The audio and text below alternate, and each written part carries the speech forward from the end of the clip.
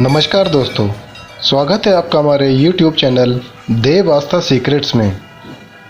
जैसा कि आप सभी जानते हैं कि इस चैनल पर हम आपको हिंदू धर्म से जुड़े कई ऐतिहासिक और पौराणिक महत्व वाले स्थानों के बारे में बताते हैं। व उनसे जुड़े कई किस्से कहानियों से भी आपको रूबरू कराते हैं। तो आइए जानते हैं ऐसे ही एक और विश्व प्रसिद्ध स्थान के बारे में।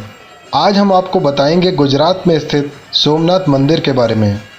सोमनाथ मंदिर भारत में गुजरात के सौराष्ट्र क्षेत्र के वेरावल बंदरगाह में स्थित है। ये मंदिर भारतीय इतिहास तथा हिंदुओं के चुनिंदा और महत्वपूर्ण मंदिरों में से एक है। इसे भारत के 12 ज्योतिर्लिंगों में सर्वप्रथम ज्योतिर्लिंग के रूप में माना व पूजा जाता है। कहते हैं कि इस मंदिर का निर्माण स्वयं चंद्रदेव ने किया था, जिसका उल्लेख ऋग्वेद में मिलता है। पावन प्रभास क्षेत्र में स्थित सोमनाथ ज्योतिर्लिंग की महिमा महाभारत, श्रीमद् भागवत गीता तथा स्कंद पुराण आदि में भी विस्तार से बताई गई है। सबसे पहले जानते हैं सोमनाथ मंदिर से जुड़ी धार्मिक और पौराणिक कथा के बारे में। धार्मिक शास्त्रों और ग्रंथों के मुताबिक भारत के सबसे प्रमुख तीर्थ स्थलों में से एक सोमनाथ मंदिर की स्थापना स्वयं चंद्रदेव यानी सोम भगवान ने की। चंद्रदेव की सभी पत्नियों में से सबसे ज़्यादा खूबसूरत रोहिणी थी, इसीलिए चंद्रदेव उन्हें सबसे ज़्यादा प्यार करते थे। वहीं सम्राट दक्ष प्रजापति ने जब अपनी ही पुत्रियों के साथ भेदभाव होते देखा तो उन्होंने चंद्रदेव को समझाने की कोशिश की, लेकिन चंद्रदेव पर इसका कोई प्रभाव न पड़ा। जिसके बाद राजा दक्ष ने अपनी अन्य पुत्रियों को दुखी होते देख चंद्रदेव को क्षयग्रस्त हो जाने का अभिशाप दिया और कहा कि उनकी चमक और तेज धीमे धीमे खत्म हो जाएगा।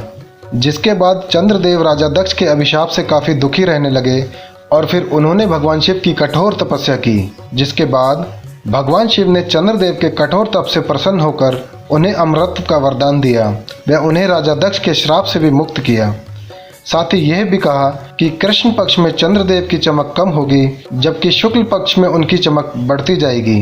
अर्थात भगवान शिव ने चंद्रदेव से कहा कि 15 दिन उनकी चमक कम होती चली जाएगी व अगले 15 दिन उनकी चमक बढ़ती चली जाएगी और हर पूर्णिमा को उन्हें पूर्ण चंद्रत्व प्राप्त होता रहेगा। राजा दक्ष के अभिशाप से मुक्त होकर चंद्रदेव ने भगवान शिव से माता पार्वती के साथ गुजरात के स्थान पर निवास करने की आराधना की।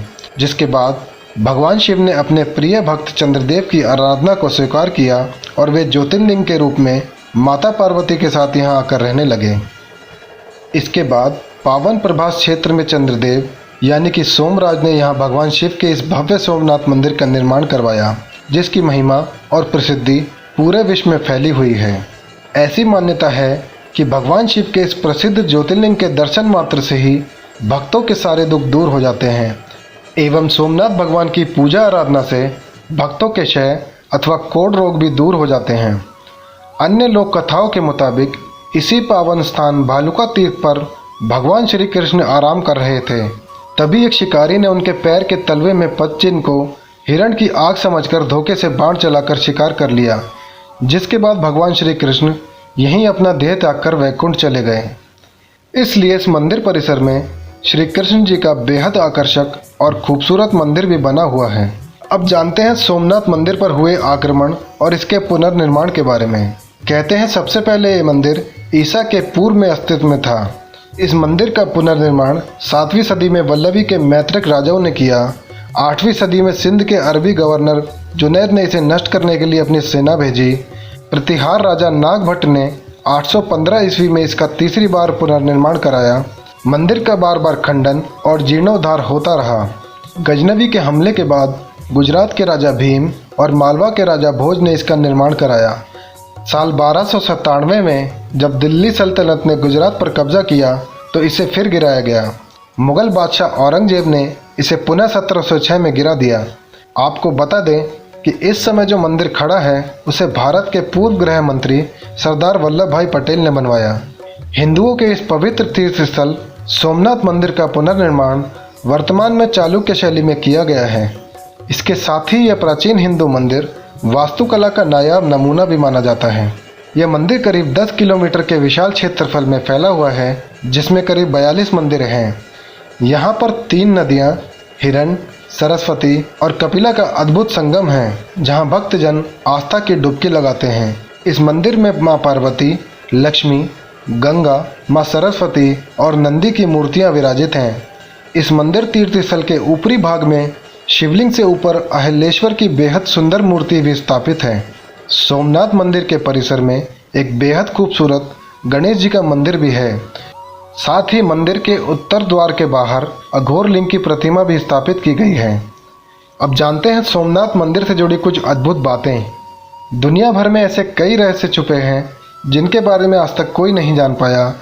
ऐसा ही एक रहस्य सोमनाथ मंदिर में भी छुपा है जो सदियों से अनसुलझा है, यानी इसके रहस्य को आज तक कोई भी नहीं सुलझा पाया। दरअसल मंदिर के प्रांगण में एक स्तंभ है जिसे बाण स्तंभ के नाम से जाना जाता है। इसी स्तंभ में वो रहस्य छुपा है जो सबको हैरान कर देता है। जानकार बताते हैं कि बाण स्तंभ एक दिशा दर्शक स्तंभ है जिसके ऊपरी सिरे पर एक तीर यानी बाण बनाया गया है जिसका मुंह समुद्र की ओर है। इस बाण स्तंभ पर लिखा है आसमुद्रांत दक्षिण ध्रुव पर्यंत अबाधित ज्योतिर्मार्ग। इसका मतलब है कि समुद्र के इस बिंदु से दक्षिण ध्रुव तक सीधी रेखा में एक भी अवरोध या बाधा नहीं है।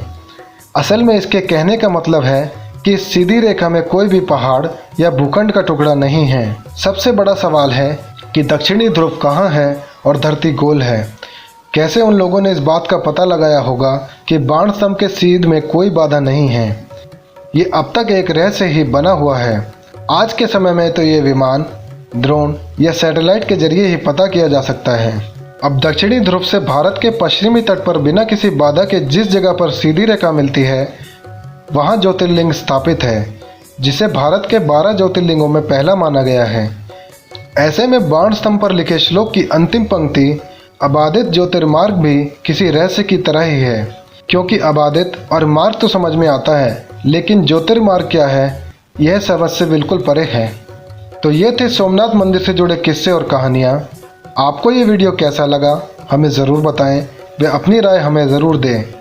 ऐसे ही और वीडियोस के लिए देखते रहिए देव आस्था सीक्रेट्स। नमस्कार।